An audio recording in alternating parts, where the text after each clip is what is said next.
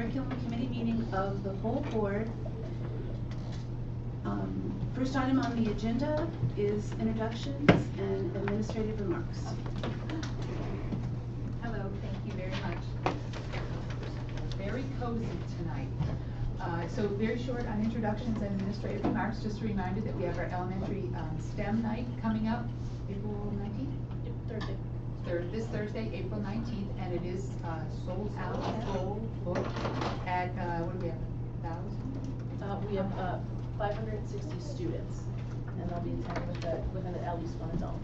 So we're expecting over 1,000 people to be at our middle school on Thursday. All right, and then coming up on tonight's agenda, we are going to be talking about our Part 1 of middle school study, and looking forward to next month, we will be looking at a report out on the sleep study and also a conversation about full-day kindergarten implementation. Thank you. Thank you.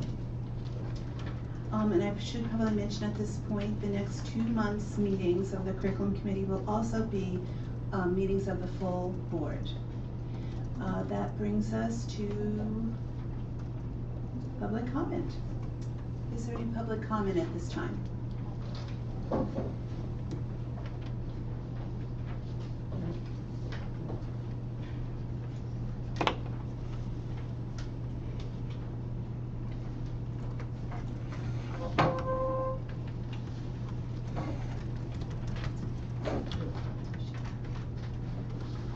Good afternoon, Judy Sherry, Governor Circle, Newtown Square. I asked questions in January about Mandarin and its slim chances of running next year when nothing appeared to have changed about the way it was offered for the past 3 years. The administration's last statement in the February 20th minutes is that, quote, "No further information will be shared about Mandarin unless the information Mr. Bechtold shared changes," unquote. The wording in this response is unfortunate, based on mutual respect and a reasonable expectation that the administration will be responsive to questions from the public. Was this a board decision? Number 2, reports on substitute teaching have been bounced around between finance and curriculum. The finance chair is very satisfied with the current status and no longer wants regular reports in her committee. So I'm bringing the substitute costs forward in curriculum. The May 5th, 2017 Major Function, Major Object Report 2017-18 Proposed Final Budget with Projections Function 1100, number 300, Professional and Tech Services, which I believe is the category for substitutes, shows a 49% or $352,820 difference between 16-17 and 17-18 budgets, with a total of $1,074,693 designated for substitutes. Was this budgeted increase for more substitutes a result of an increase in absenteeism last year? When teachers are absent and subs are employed, the district is paying 2 people to fill 1 position. What are the district's goals regarding absenteeism, and what's happening this year? What steps can be implemented to improve attendance? Was this year's budget increase justified? And what about next year's plans?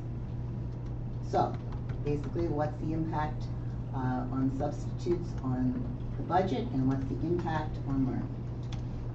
Number 3, district's response to questions about concussions was an announcement that on the May 8th Curriculum Committee meeting, the RTSD athletic directors will offer a presentation on contact sports and the procedures and practices in place in RTSD to protect our students from injury. My specific question about helmets was, does Radnor Township School District use the most highly rated football helmets? The district's response was, RTSD helmets are professionally inspected and certified annually. They are replaced on a rotating basis. The most recent purchase of football helmets occurred last year. At the May 8th meeting, will the administrator for middle school football? When and how is that number determined? Is it still a relevant number for student safety? The district response, the weight classes for participation in football comes to us from our local athletic league. The league uses its historical data and other information to identify weight classes. The classes have changed over the years, most recently reducing from 3 weight classifications to 2. The district didn't answer student safety questions and instead shifted the responsibility for determining student safety participation to, quote, our local athletic league, unquote. The questions still stand, and why is reducing the classes, the weight classes, from 3 to 2 a better safety measure?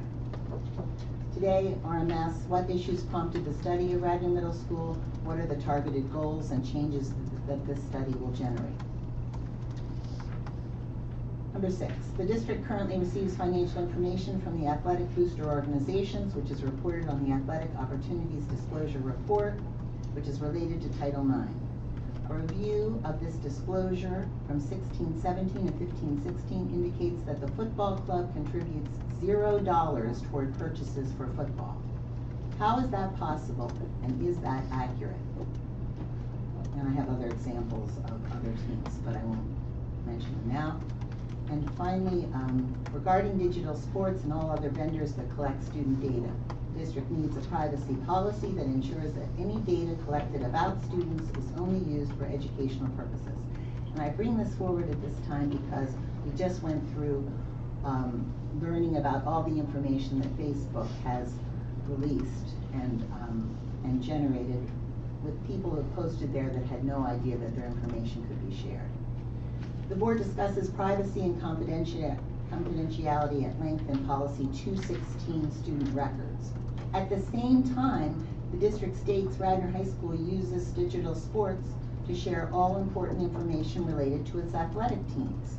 Parents and students are basically warned when they enter this site that the district's privacy guarantees are no longer available. And if there is an issue of concern, it should be discussed with the third party. In other words, the district sounds like it's very concerned about student privacy and then washes its hands of its responsibility to safeguard students' data at the same time by encouraging the use of this commercial enterprise.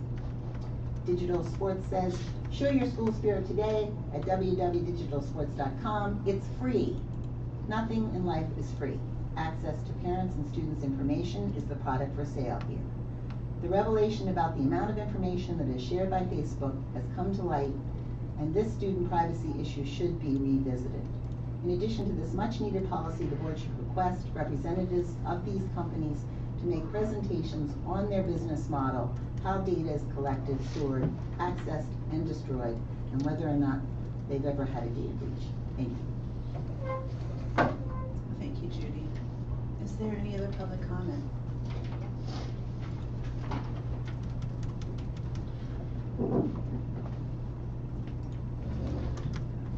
Good evening, Cindy Spurtle, Wayne.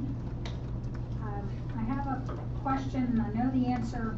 I've been given the answer before, but since I seem to ask it, and I noticed tonight there was an overnight student trip decision that has been made. It must be, the document was there. I didn't notice it in the attachments because I didn't print a copy of it. Again, how decisions are made. I believe that answers will be forthcoming, how the board makes decisions on what the district, on which student trips are funded and which are not at the end of the year. If that's the case, fine. If not, if you will correct me on that. And the narrative report that we're going to get tonight on the Radnor Middle School review, there's a lot that has been covered in the information that was given all of us. I'm wondering that, I noticed the final slide is that recommendations will be given in June. Is there a way that some of the recommendations that came through on the review that's being done at the Radnor Middle School to date will be given in tonight's explanation? There's some key decisions. I was curious if there are any direct recommendations of the meetings that have been held so far and the surveys that have been given. I noticed that there were people from other school districts that were visiting the middle school, to study exactly, I believe it's called the Bell Schedule, the Bell Schedule for Radnor Middle School. If there are any recommendations for the new schedule to be up for next year, those type of recommendations, if those could be discussed prior than the final meeting in June, which by that point, all decisions will be made. I believe we'll just be reporting on the decisions that have been made and no time for discussion.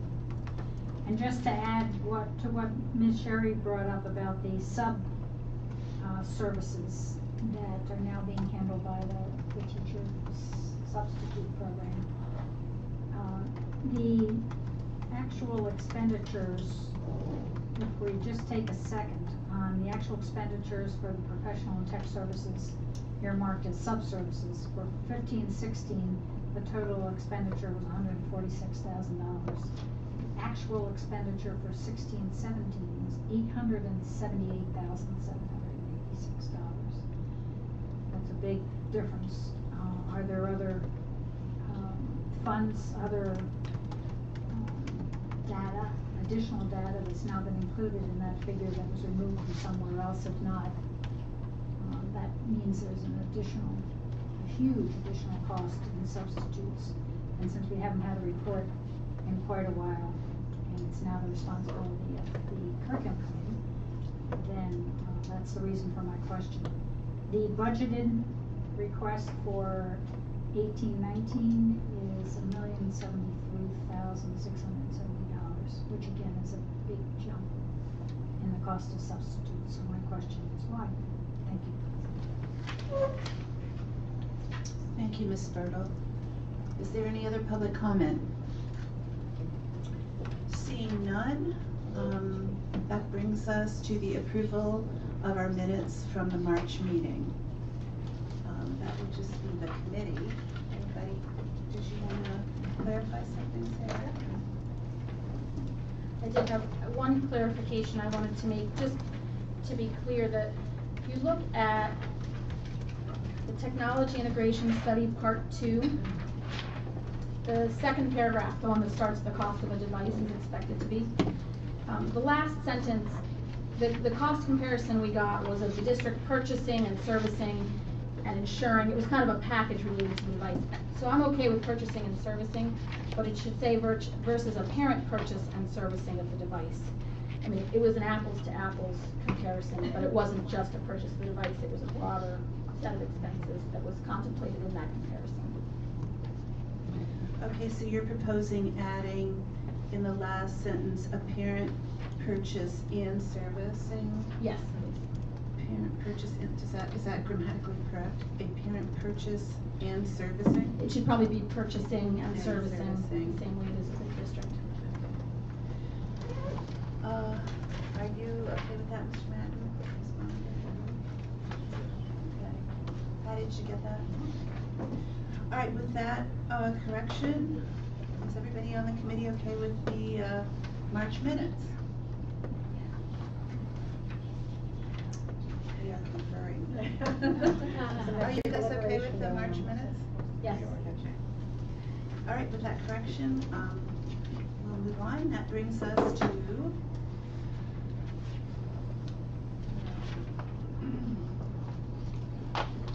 Acceptance of gifts. do we want to do that now, or do we do the presentation? We have a student here in the audience, so if we could do, if you wouldn't mind, we Yeah. do some things to the beginning, that would be great. Perfect. Okay, so we do have 2 new business items that you received on yellow paper. There's also copies of them on the table over here, if anyone from the public would like a hard copy of them.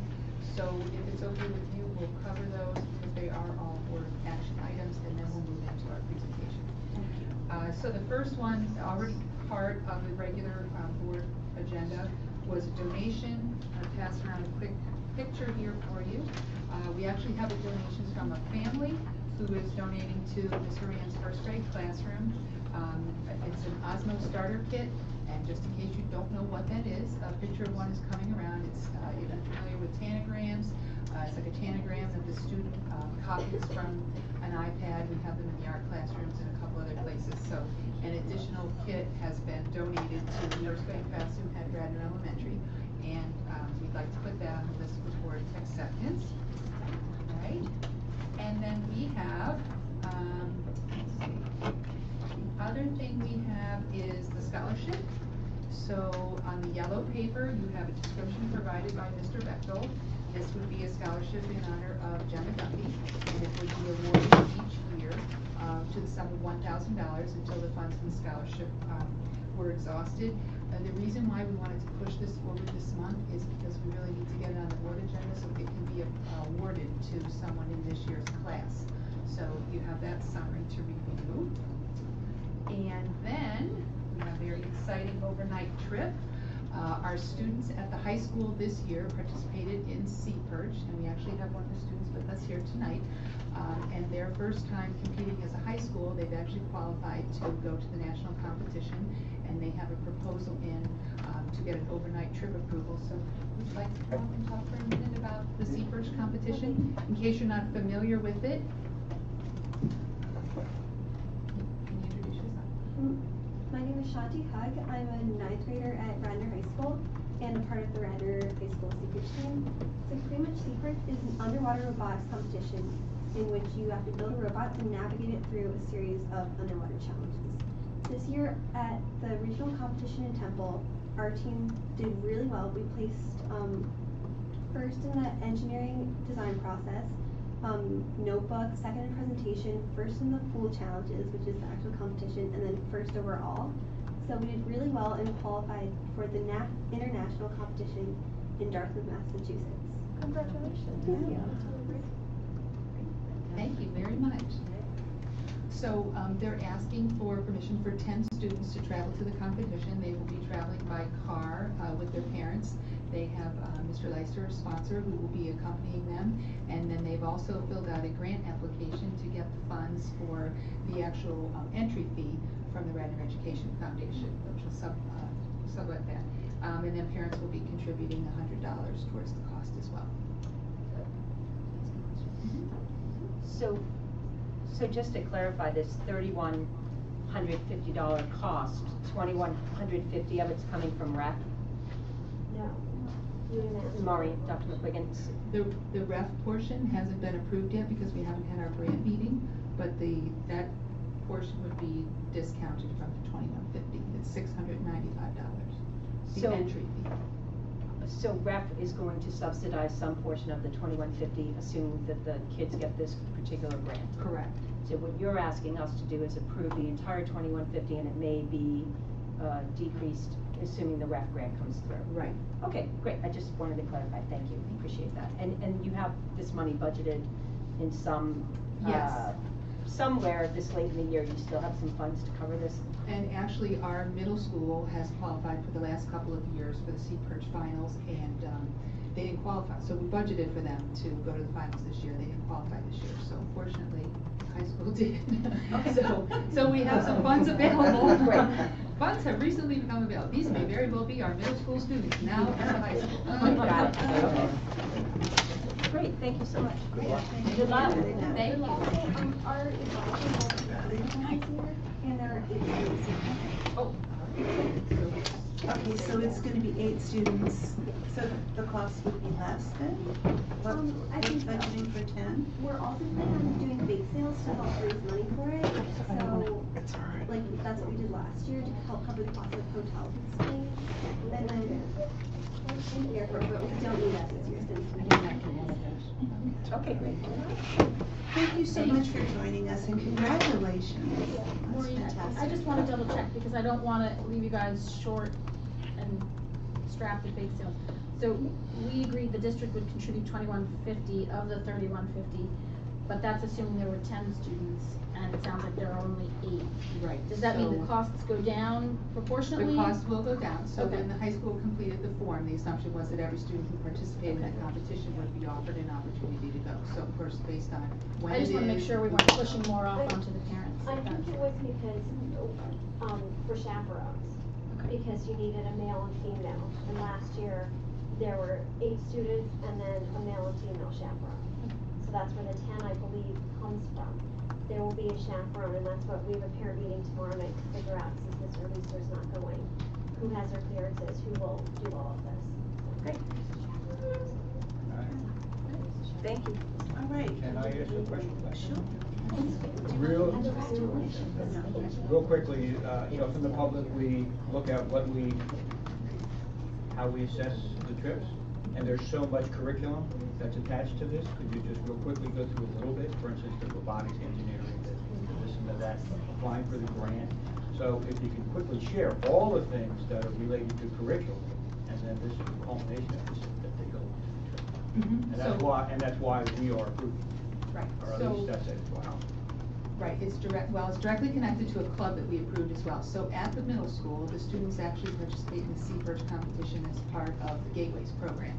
So that is connected to the engineering STEM pieces that they have written explicitly in their curriculum, and they create their project and make their plan during the instructional day. These students have now brought this to the high school, which is why we approved this new club this year.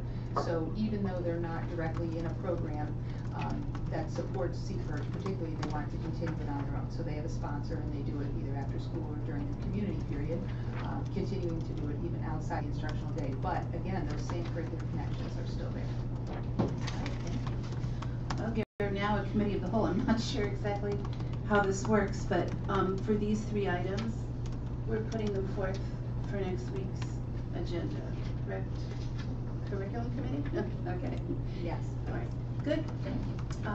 That brings us to, The last board action item is Yes. our instructional calendar. So you will see, you had a copy of the instructional calendar in the packet. And fortunately, we had 6 weather emergency days, and we had 6 days built into the calendar. So you can see that our revised calendar is taking the last student day all the way out to that last proposed makeup day, which is June 21st. That will be a half day, and then our last teacher day is on the 22nd. So this is we've made this announcement several times and shared it with several different groups, but this will be our formal approval of the revised school calendar for this year. so I guess we'll have to hold our nose and approve that. So my only It's rough. question about that is, summer school starts on the 21st. I understood that you were bumping it by a day. Are you still going to be trying to end it by that Friday, August 3rd, so that it doesn't kick into the next week, just so parents who are signing up for summer school can, Yes. they've planned accordingly? So the summer school at the high school will start one day later. We'll start on the 22nd. But Mr. McBride is working that additional time over the course of the days that the class was already offered. It's not evenly distributed. He preferred to weight it towards the end of the summer course. I think it's like 15 minutes added to whatever it is towards the end, because he felt like that was the time when the content became more challenging and it was more important to have more time in class and ask questions. Okay. Like that. All right. So yes, the course will begin one day late, and it will end on the same day as originally planned. Thank you for clarifying that, I appreciate it. Okay, any comments about the calendar? At this point, I think we have to do it, sorry. Yes, we do.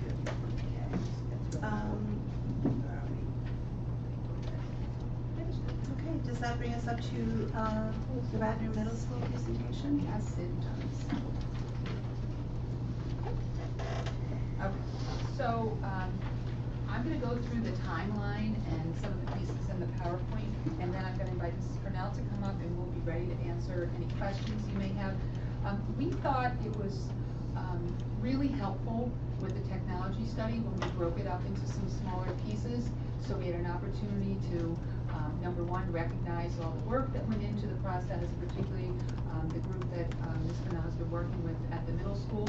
So tonight, our focus is really going to be to talk about the process itself, what we've been doing all year at the middle school, what the different pieces are, and then when we get back together in June, we'll be talking about what was uncovered through that process and also bringing the formal recommendations forward.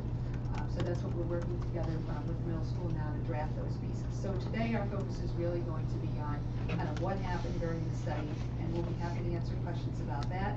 And then as far as the specific recommendations, we'll talk about the process we're using to put those together, but we will be bringing those forward in June.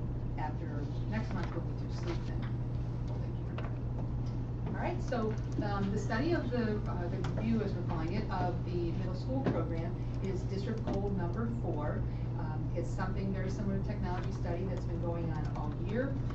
We had a series of questions that we developed earlier this year that we shared at a meeting, I believe in October. So we're going to circle back around to some of those pieces as a reminder and then move ahead. So here was our goal that we put in place as part of our continuing improvement process. We wanted to do a review this year of the middle school program. We have a committee in place. Things are happening throughout the year, and as I mentioned, we'll be bringing the recommendations forward in June. We organized the look at the middle school into 3 specific areas. You'll see the 3 overarching topics there, and then we also have very specific sub-questions under each of those. So area 1 was academic excellence. Number 2, we were looking at the organizational structures and processes. So how do those organizational structures and the processes in the building support a successful middle school? And area number 3 was organizational culture and the climate of the organization itself. You can see on the next slide, we have a list of the program review committee, and I have to applaud the middle school. They did a lot of their work as a whole faculty through faculty meetings. But you'll see here where you see the little asterisk, Clyde Deal and Tammy Daniels and Jen Campus and Ms. Burnell. Those are people that served on the core committee that did a lot of the planning, planned the activities for the teachers, compiled the data, those types of things. And then the rest of the group listed here is considered their steering committee. But as I mentioned, as we go through some of the different activities, we'll talk about the fact that many of the activities took place with the entire faculty, so that many teachers had an opportunity to contribute to the process. So the first thing we'll talk about a little bit is focus groups. So in the focus groups, we've completed several parent focus groups, and in the parent focus groups, we not only invited parents of current middle school students, but we also invited high school parents. So if you had students who were in the middle school at any time, you're welcome to participate. We actually even had a parent come to one of the focus groups whose child was in a private school. They were at the middle school at one point, and they were in private school and wanted to come back and offer some feedback. So that was a unique perspective for us. We had some time with administrators. As I mentioned, there was time for the full faculty to work together. There were some job-specific focus groups around counselors, and then the English Language Arts Department and the Math Department also worked together to look at some specific areas that pertain to their content area as well. Data analysis, we've done data analysis in a couple different ways. The middle school has a very strong building level data team. They've looked at some, obviously starting with the data that you saw at the beginning of this year through the data presentation, but then also drilling down more deeply, particularly with some of the different subgroups, looking for trends over years, and coming up with some strategies to put in place for those types of things. The other thing we've had available to us both last year and this year is PSBA has actually funded an IDEX subscription for each school district in the state of Pennsylvania. And we've been doing some state level comparisons using IDEX. And what IDEX allows us to do is to set certain parameters so that we can find what truly are our peer groups when we're looking at data. And I know when, scores come out, things are in the newspaper, it's always like, well, how do we do compared to, our neighbors to the east and the west? But what IDEX allows us to do is actually use criteria around each of the school districts to find true peers of ours that may even be school districts that we're not familiar with from different parts of the state. So they look at the poverty level, the size of the schools, the structures of the schools. They'll even give you information about how many library books they have or how much money they spend on, different areas of the budget, and you can compare your school districts that way. So we were able to come up with nearly 20 school districts across the state that have very similar middle schools to Radnor Middle School.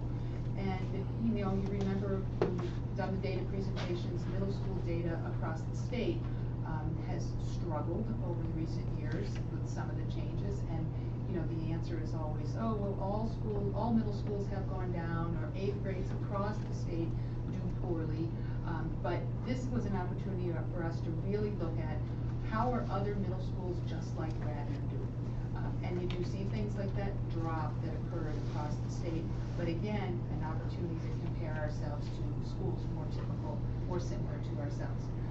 We did a deep dive into math trends, and you know, we have our new math program in place, so it's very important to take a look at how some of those things are having an impact on the middle school program. And then we took a targeted look at growth, particularly some subgroups, and how those groups are responding to the middle school program as well.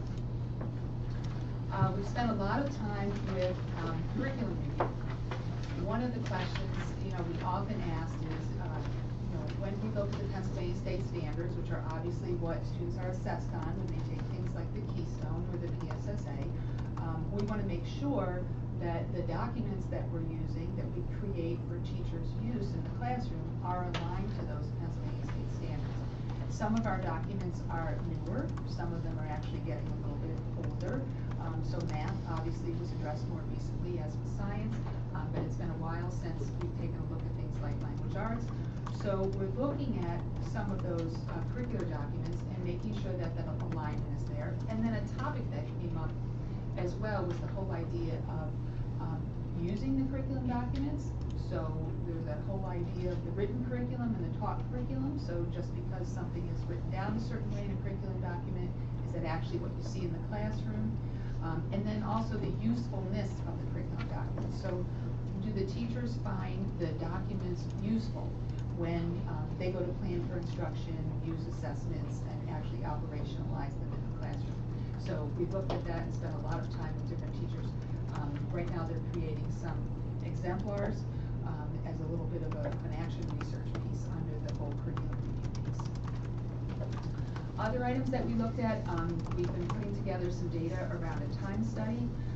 We looked at how time is used in middle schools in our area, how time is used regarding not just the minutes in the day, how long the periods are, because we know we've talked about that quite a bit, particularly with the, you know, the middle school schedule and things like that, but also how many days of the year do middle school students across the state spend in the classroom?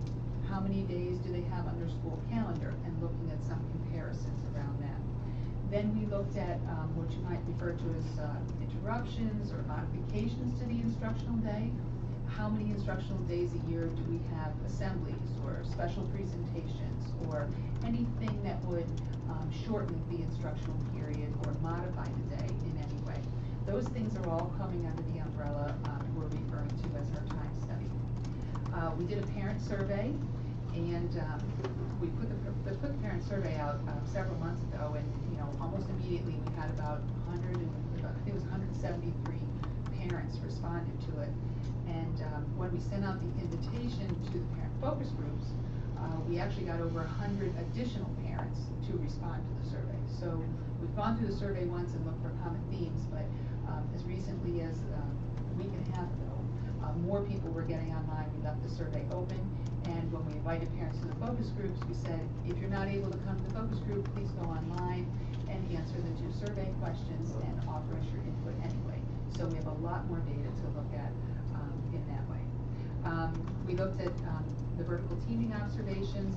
We're still working on, as you saw in the timeline, some additional classroom observations and walkthroughs. So the idea that the things we value are things like student engagement and differentiation. When you move into the classroom and look for those things, are they actually evident in the classrooms across the building as well? So similar to with the curriculum document, you might write something in a curriculum document, and it might be posted on the website, and we can say, you know, we cover X or Y, but on a day-to-day basis, is that really happening in the classroom? And then our next steps are going to be June 19th will be our curriculum committee meeting again. And what we're doing at this point is we're using a process where we're taking 3 different components from all the information we've collected. So the first component being what were kind of the problems or concerns that we identified throughout the study. The second component being what's a recommendation that we're putting forward to address those problems or concerns. And then the third one being what is the data that supports those recommendations. So, you know, obviously when we talk about these types of things, you know, there's lots of people have ideas and things, but when it comes right down to it, you know, which of these recommendations can we support with data we've collected, you know, either from our achievement data, from our focus group data, from our notes, observations, and things like that.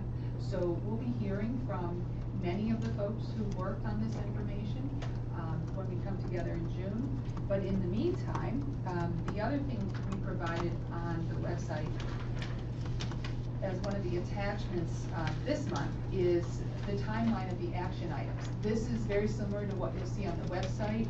Each time the middle school has a meeting, or we bring a group of people together for a focus group, or put something together like the survey, there's a brief summary of it on the website. So this is actually a reverse timeline of what's happened up until today.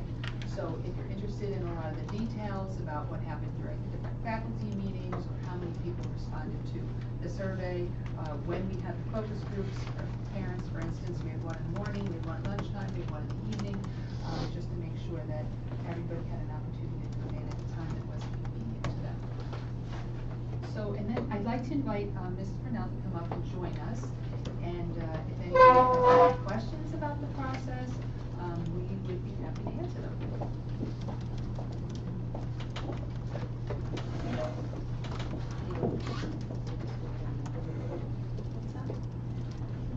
In terms of questions. Yeah, well, do people have questions first of all? Yes. Everybody does. Okay, so let's start then. We'll work our way down, or should we start over there? No, I'm good. All right, so. All right, let's start with Mike now. So I pretty straightforward questions. Let's see, are you going to be interviewing current Radnor Middle School students? I saw that you interviewed students at the high school who graduated from Radnor Middle School. I'm just wondering if current students will be included. So that's one question.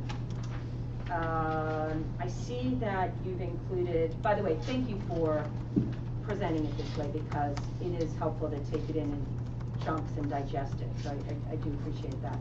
And thank you, Lydia and Chuck, for allowing the rest of us to be a part of this, because I think it's in the long run going to help us digest it. I noticed that you have math and English language arts in this study in terms of the curriculum reviews. I don't specifically see science and the other science, foreign languages, social studies, the arts. What's the plan for evaluating those portions of the program? At another point, I'd love to hear who those other comp schools are that were in the IDEX. I think that would just be kind of interesting. You don't have to answer all these now. I'll send them to you guys later. They really are information gathering questions. So, and I feel like we're kind of at that level. I'm not looking for answers tonight. I'm going to just ask these questions, and then I'll give them to you in writing later, so you don't have to remember them all. I am just curious who is the building level data team. That one you might know. I'd love to know the 3 questions that were on the survey for the parents. Didn't see when you're doing the English language arts data trend dive. And those were my questions. Oh, when did we bring in Amplify Science? That's a non sequitur to this report, but it's a question nonetheless. This is the second. So it started in the fall of 16?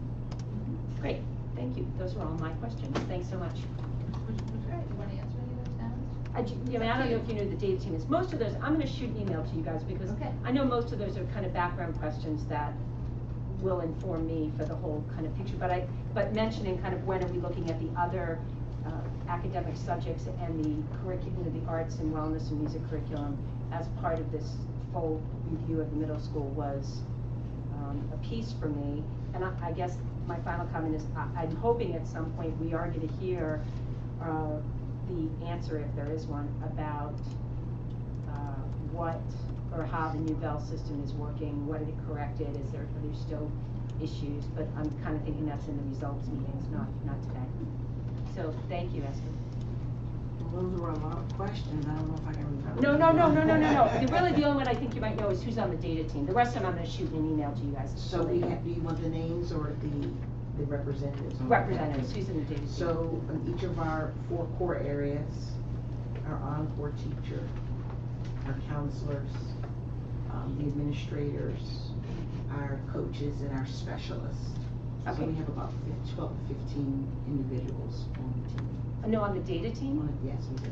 Okay, great. Thanks so much. is that all?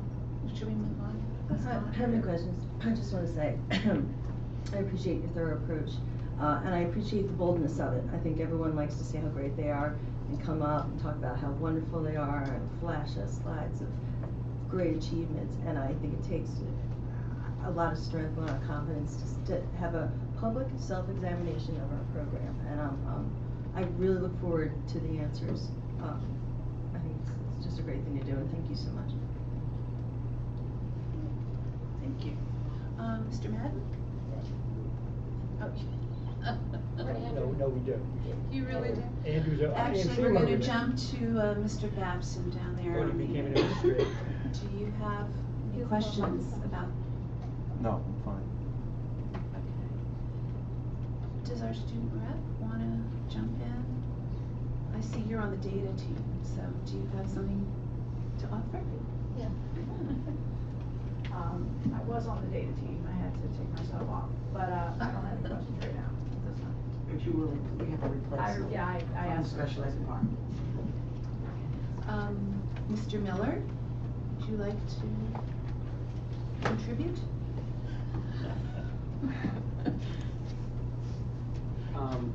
I know that you had, I read in the narrative that you asked some selected high school students who went to the middle school to participate. Why didn't you open that up to everyone?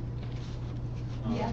And you reviewed the curriculum, did you review the teachers and how they're teaching, and whether or not there are some that the kids, think are wonderful, and maybe their experience great, and other individual teachers who are the opposite for kids, turn them off to a whole subject area for years? Is that part of that? This seems like a dive, just whether or not, the curriculum's being taught as written. So those are some of the questions I have. Is there an ongoing thing? I know you can review at the high school level coaches and stuff anonymously.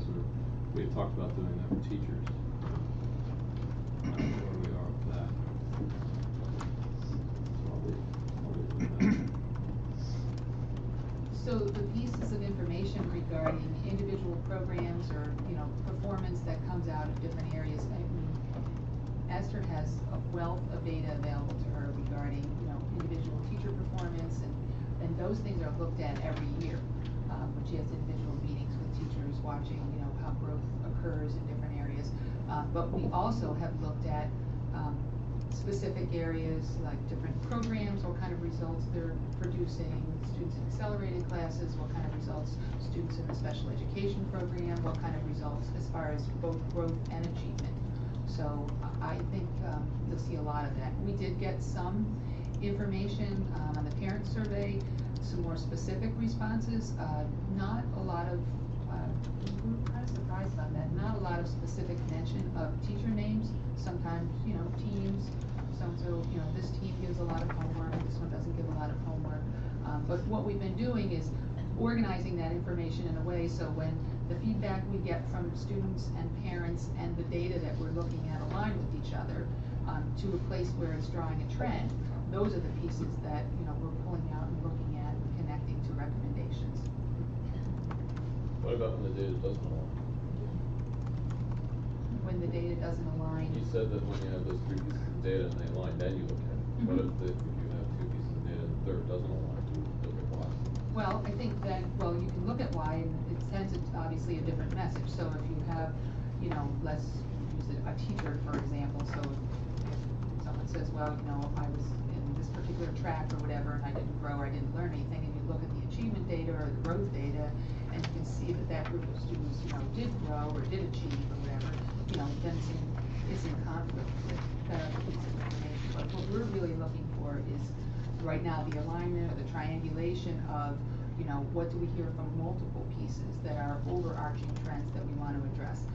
And in coming up with that, and we talked a little bit about this today, as the list of recommendations or draft recommendations grows very long, some of those things will be pieces that rise to the level of coming to the board and becoming part of our overall recommendations to the middle school, and some other things are going to be small things that are addressed at the building level or, taken care of, more on a one-to-one manner or things like that. I think that brings us to Ms. Goldman. So Maureen, would it be possible to bring up on the screens the webpage that is devoted to this study? And the reason why I ask is for two things. One is that it's not easy to find, and I think it's worth pointing out to people who want to follow this work online where it is.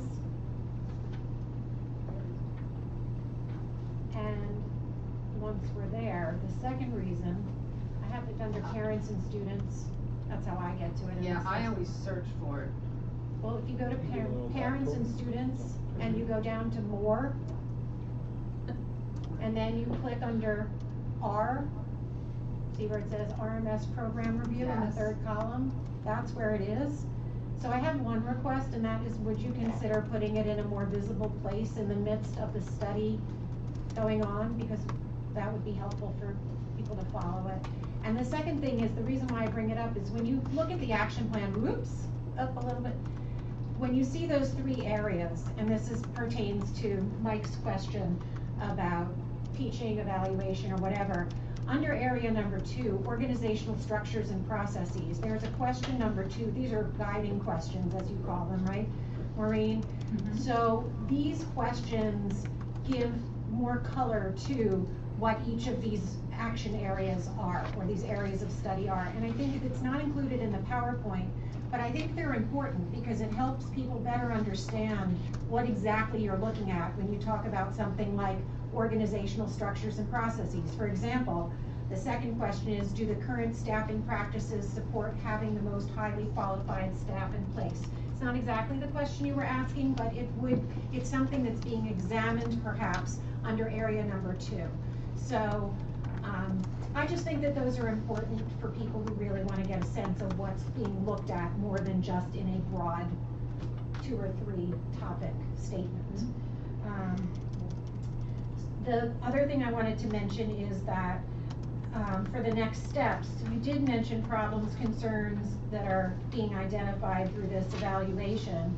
I do think it's important, though, to also point out things that are working, because it's, you know, no system is perfect. There are always things that are working and things that aren't working, but we certainly want to point out, I think, the things that are working, so that those, for whatever reason, are not just celebrated, but they're preserved if they're working.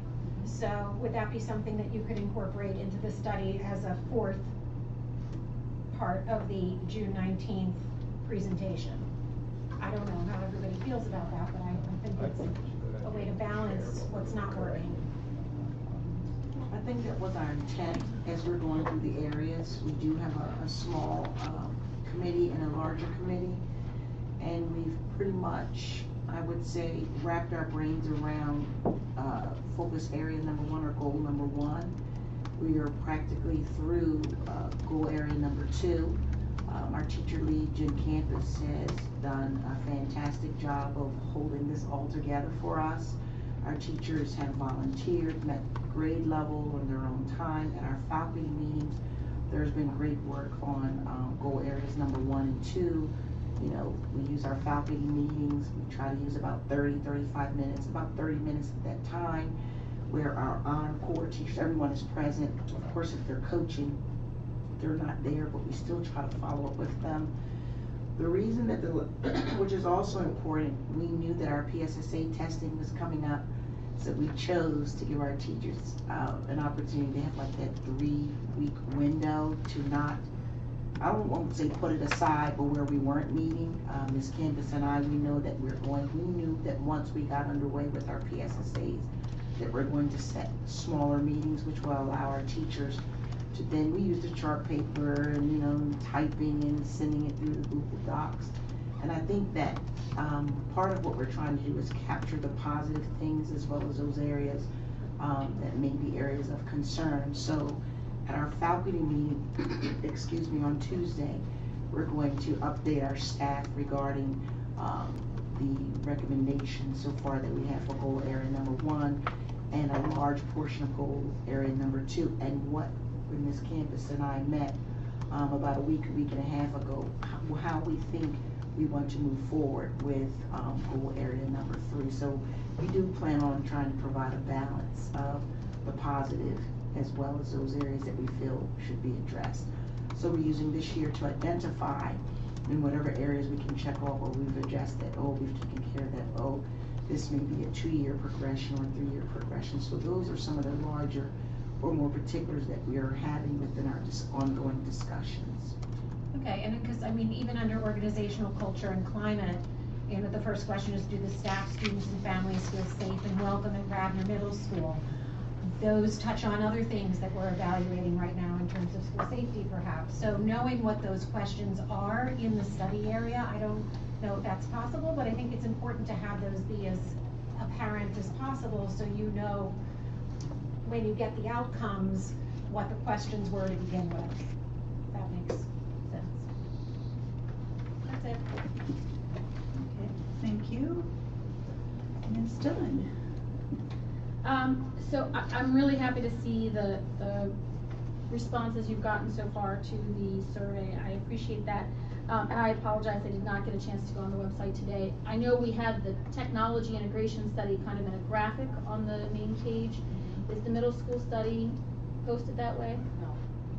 When are we, I didn't hear, I think we said, I think this still says it's open, I'm not sure if it actually is still open. The survey, you mean? Yeah, and how long will we be leaving that survey open? I think we'll leave it open at least until the end of this month. Okay, would it be possible, maybe it's something we need to ask Michael Petiti, but to post that prominently? I think this is a really important program, and it would be good to make sure parents have it front and center and able to respond to it. And we can do that again. We did that when we first circulated it, and then when we did the focus groups last month, we sent out a school messenger to every family at both the middle school and the high school. So directly they got the invitation to the 3 focus groups, and they also got the link to the survey. And I think that's when a lot of them, it's very convenient when you open up an email, you can just click on it and do it. So I think that really helped a lot. So, and I agree, I think it's one of those, if you lost the email, or, you get 1 million emails in a day, so it might even be helpful if it were in the Radnor Reader on Sundays, as long as you're gonna leave it open for people to click through to that link. So that was one question. It would be, I think, helpful to the board to know, and again, I also, like Ms. Bonenberger, really appreciate the honesty and candor that's here.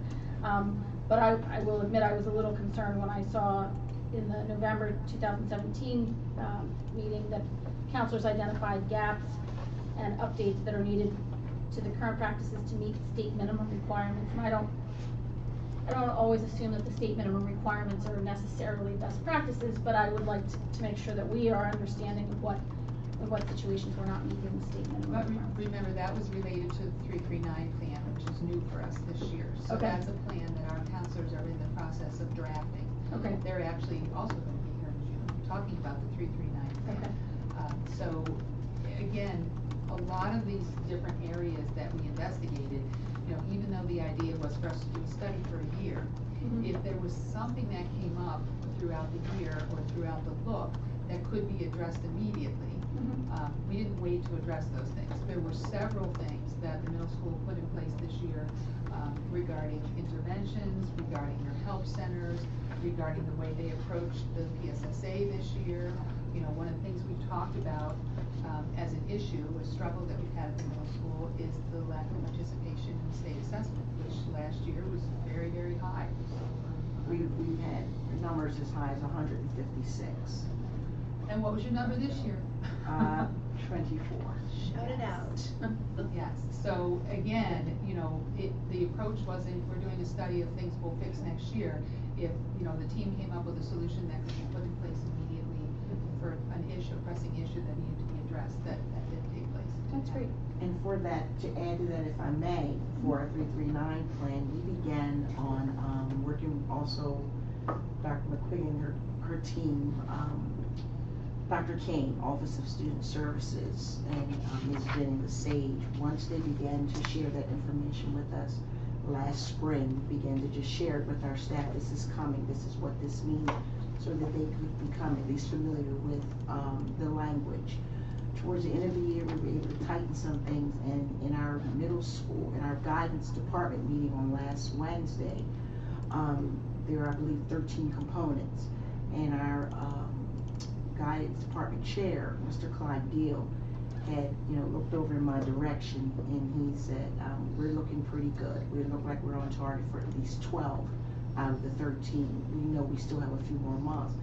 And, you know, we did the thumbs up, hooray. So even though that statement is there from November, it's sort of like we're in it, so we sort of see it, and sometimes you think everyone knows or understands, but we feel pretty good that we are closing in on those gaps. There's still work to do, but we feel pretty good about where we are right now. And I had forgotten that the 339 plan was new this year, so that's helpful.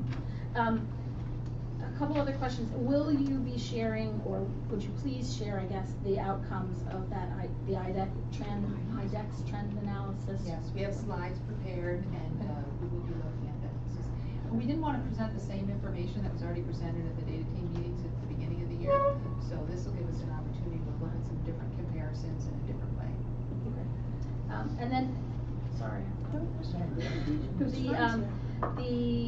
It would be helpful, it's just helpful to me to know, just in terms of amounts of participation. I think it's great that between the 273 survey responses and parents coming to the focus groups, I think you've got a pretty good slice, but it would be helpful if you could quantify that next time. Just update this and let us know how many people came to the focus groups.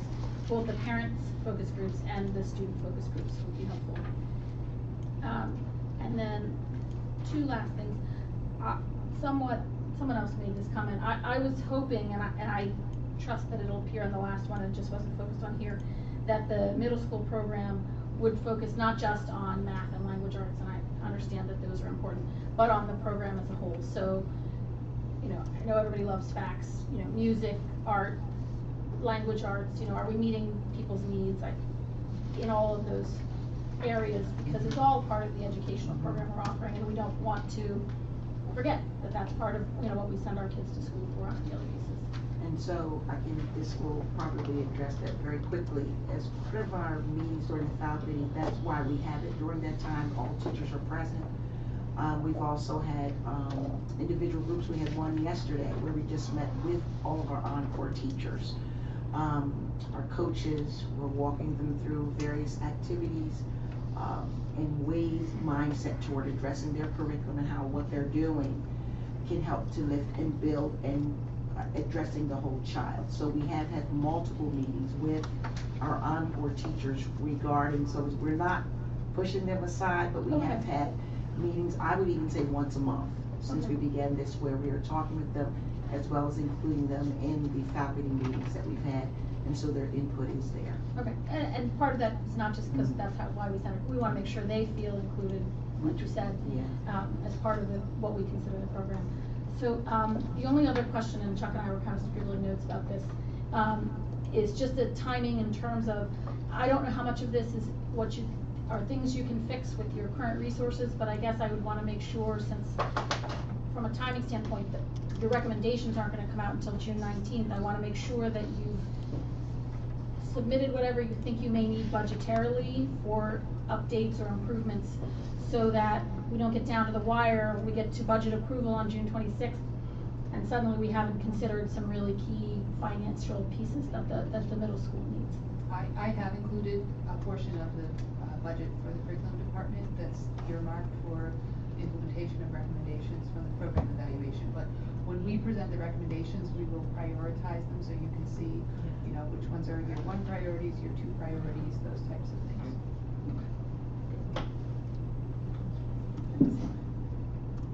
Okay.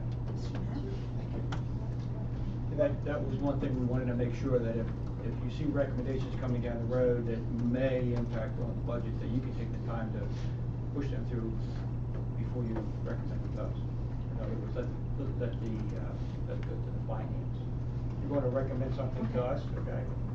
You don't have to wait till June to recommend it to finance to say this is something that we feel is coming out.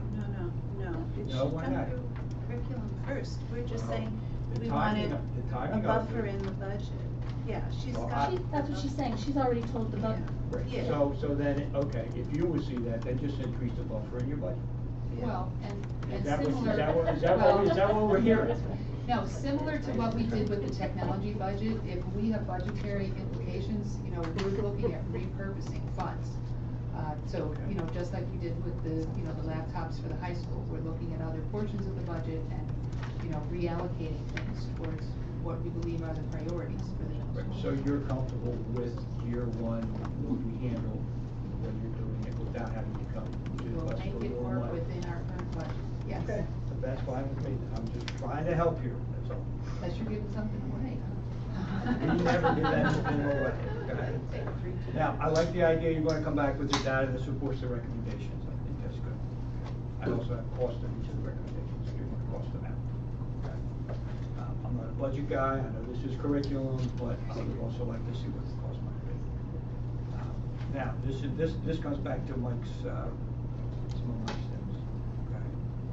How do we measure the effectiveness of the way we're delivering the curriculum? What measures are we using? What results are we getting and how are we getting those results? Now, some of the results might come from, for instance, scores on assessment. Some of it might come from the delivery of it through teacher evaluation. There are multiple ways of what we're doing. So that might be helpful for the board to understand the different ways that you're measuring how we're delivering the curriculum. And some of it also comes from the feedback we receive from our teachers. I mean, you know, teachers have very high expectations for themselves, and when Esther asked the teachers, you know, what types of instructional delivery models are you most comfortable with? Where is it that you would like to grow as a teacher? You know, overwhelmingly, they're all interested in growing in the area of, you know, their abilities to differentiate instruction in the classroom. You know, that's how we deal with students at all ends of the spectrum. Right, I'm just saying we can share that with the Definitely. board so that they understand it's not just the score that a child gets on the assessment. There is much more that we measure of how we're delivering the curriculum than the scores that we're getting. We're measuring, looking at the whole system, the whole child, I guess you would say. Brings me to another question, and there's a bit of a controversy here, and it's a customer satisfaction survey, okay? Let's think of our students as customers. Let's think of the parents as also related to the customers. Student goes out, buys a car, brings it home. It's not quite fits into the budget of the kids. It doesn't quite fit, okay? So the parent might say, I'm not really satisfied with your choice with this, with that. I would like to see us looking at the possibility of developing a customer satisfaction survey. We talked about this possibly in regards to special education, because it's very important that we somehow create a link where we can get feedback when we're doing things correctly, when the parents are very satisfied with what we're doing, and also ways that we can improve what we're doing. I'm not saying to issue it, I'm just saying that's something that we need to discuss and to look at another way of measuring the results, okay? And we could then have data on how we're measuring this. And it could be something also that you could do with the teachers. For instance, are we satisfied with our professional development? Are there things that we need to add to this? You're talking about, we ask teachers where they see growth is needed. We already do that, maybe we can look at other things. That's just one suggestion. And the other piece is the 339 plan, just for the people that are out there, and I know this just has to do with an extension of the career and how that's going to go in. So could you briefly let the public know what we're talking about? Because the 339 plan is very important to have, but we're dealing with a lot of that right now, and we may look at the minimum, but we're handling what we're doing and we're moving forward. Okay? So as part of our Future Ready Index, we will receive a rating at various points throughout a student's career, where we are going to be required to present artifacts that show that we are preparing students for both college and career. So at 3rd grade, 8th grade, and 11th grade, there's a various number of artifacts that need to be presented. There's a specific criteria in place. So for instance, when it first came out, a lot of districts said, well, we'll have a career fair every year and students will walk around and learn about careers.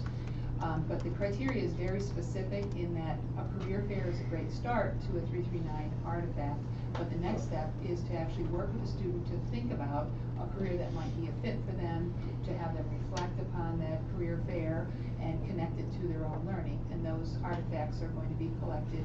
We're collecting them through Naviance, which is a system that our students use. Originally we used it for college applications, but it has evolved into many other things. But we're collecting our artifacts through Naviance. And there will be an increasing number of artifacts required as this is the first year, so it's slightly reduced this year. But next year we'll be required to collect all of the artifacts for each of our students. So our counselors have been working together to identify what would be age appropriate for students at different levels. And then they're going to be working, I think, May 7th with the curriculum supervisors, and we're going to be looking into our curriculum and finding places where these connections already occur. So one of the things that Kelly Murray had pointed out is that in our science curriculum, students look at STEM careers. So it's something that's already in the curriculum.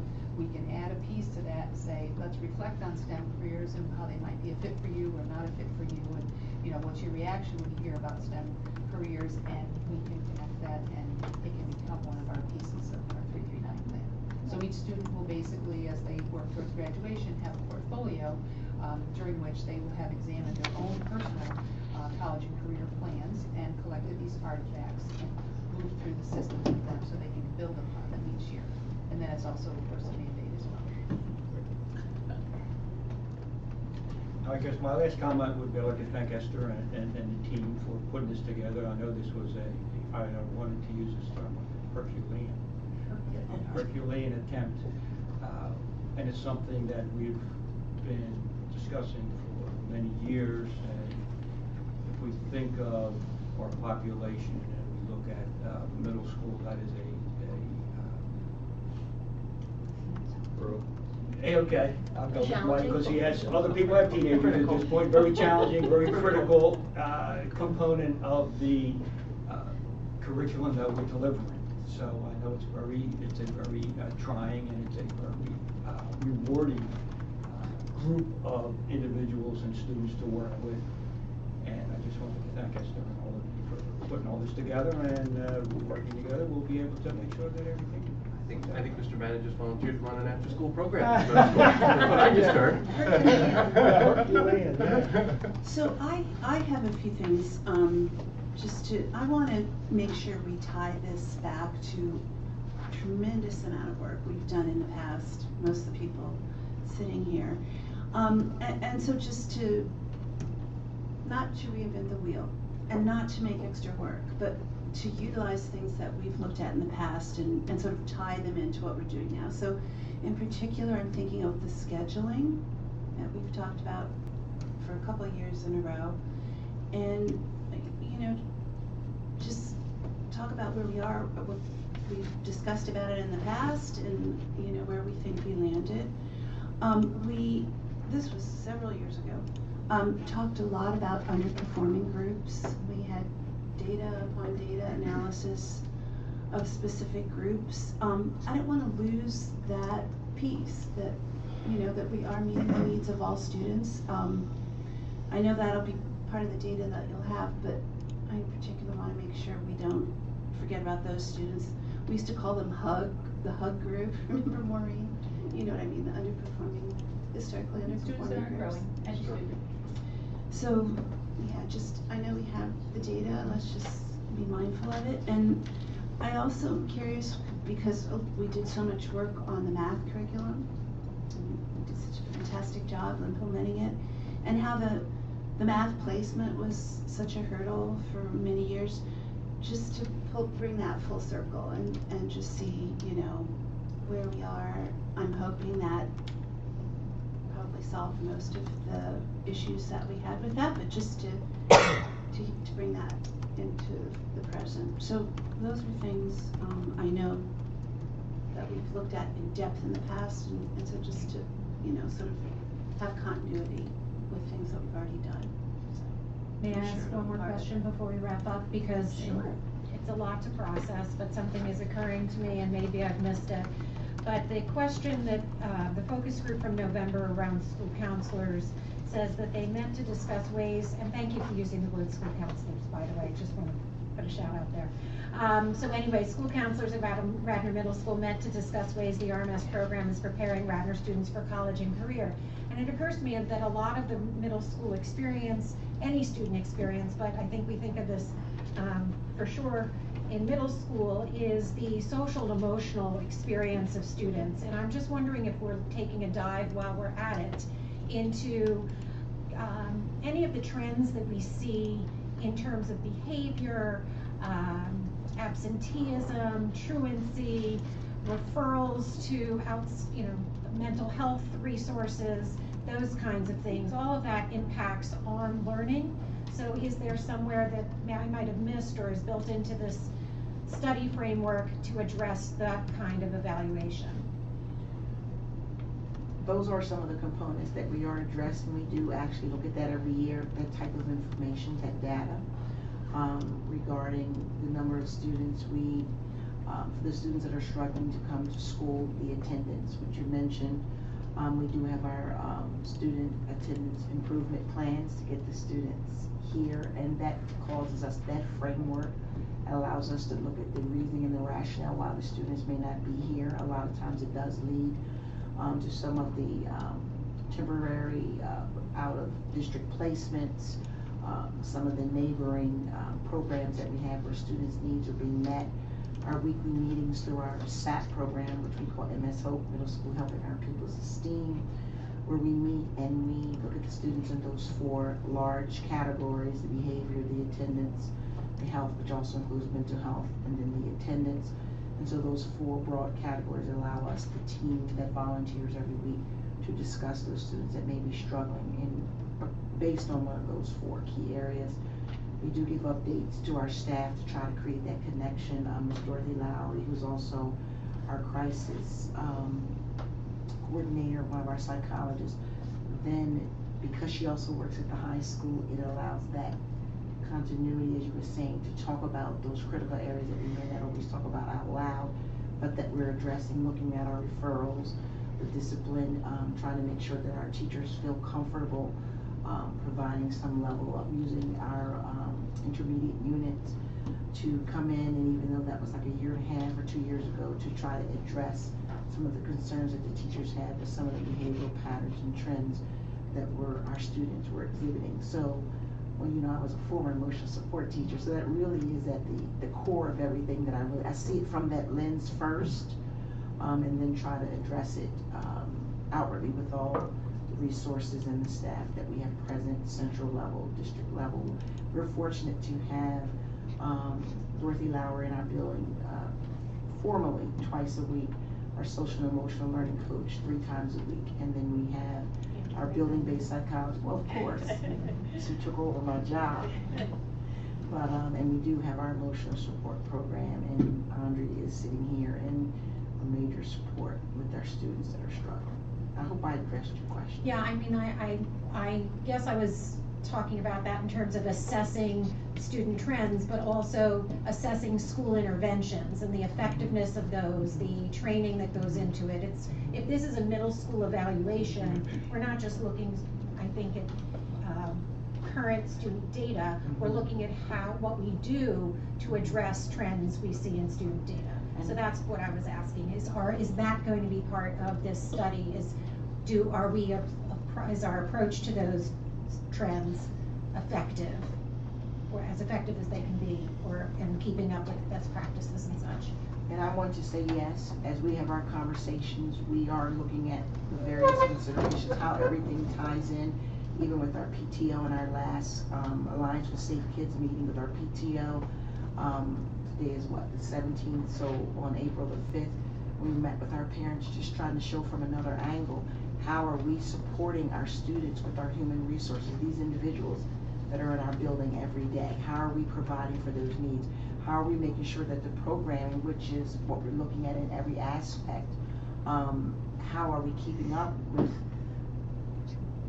I can't even think of, I don't want to say latest research, but that sounds, like I don't know, it sounds too technical, but we are looking at every aspect. That's what we're hoping that we're bringing forward, and we can report on that.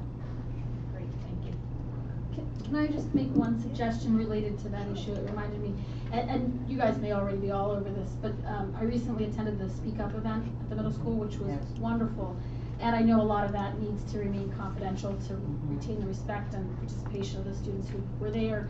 But I would hope that as part of fostering an inclusive culture and environment, that you would take some kind of input, and that Speak Up would be willing to give you some kind of high level, you have a problem in the lunchroom, there are, social issues there. Okay, and that you're incorporating that into the program. Because I know that it was a very moving and meaningful evening, and it would be a shame, it was useful in and of itself, but it would be a shame to lose that as a resource as part of this Yes, assessment. usually within the first week or 2 weeks, we have a follow-up meeting with the students, just to see how well it was and to get their feedback. And then, those in charge of the organization speak up, Ms. Berniker, they then provide those key highlights as best as possible. And it's usually within 3 to 5 life areas to give us an idea of how we can curtail what we're doing, how we can make it better, and then address anything that may have bubbled up in one of the smaller groups. And we had some teachers and administrators as part of those groups as well. Yes. Oh, absolutely, I just wanted to make sure that Yeah. you They do didn't follow respect the format. confidentiality so much that we Right. lost some vital information. Thanks. Okay, so I also want to second or third what many of my colleagues have said, that we thank you for, just sort of this really, this approach is open approach, and I suspect what's going to come out of this is that people are going to find out things that they didn't know that are already going on, but, there's always room for improvement everywhere, so thank you to all of you, the team, because it does take a mature person to be able to examine what you're doing that way, so we appreciate that. All right, and if any other questions, come up, it would be helpful for us to get them, over the next couple of weeks, if something you think of. I mean, I think this list has been very helpful today, because obviously everything that we uncovered in the last 12 months or 8 months are not going to be in a June PowerPoint. So if there's something that specifically you're interested in, we'll make sure to include it if we have that information available.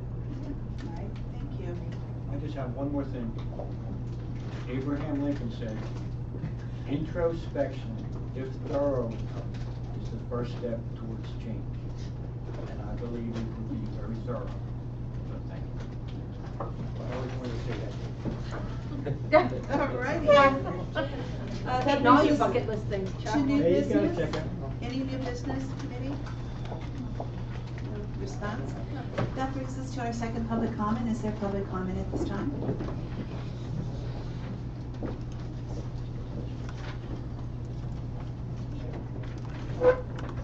Roberta Winters, I just have 2 comments. One is in regard to the study, and I think one of the things that would be helpful for those in the audience who are not educators would be to have a list of definitions at the beginning of the study.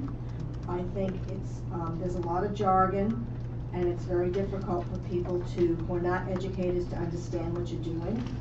I would also like specifically delineated things like academic excellence, organizational structures and processes, and organizational culture and climate. I think those are real broad and probably not too well delineated as to what you're actually looking at. And I didn't have a chance to look at all the questions online, but I think those things could be cleaned up, because I don't know if you're talking about bluebirds, robins, and vultures, or you're talking about, bottom up, top down, flat organizations. I don't know what you're doing. So it would really be helpful to me as someone who's looking at this from the outside, wondering exactly what it is you're examining.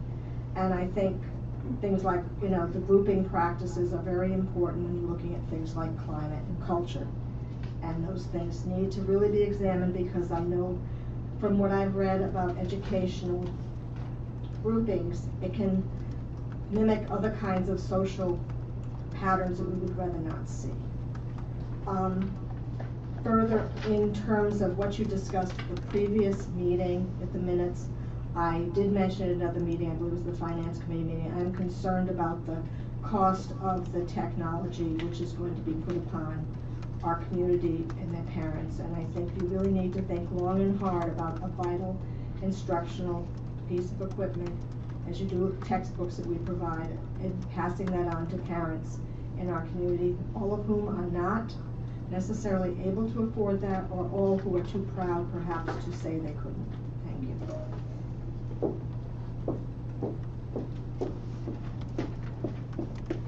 Hi, Debbie Singer, Villanova. I have 2 comments.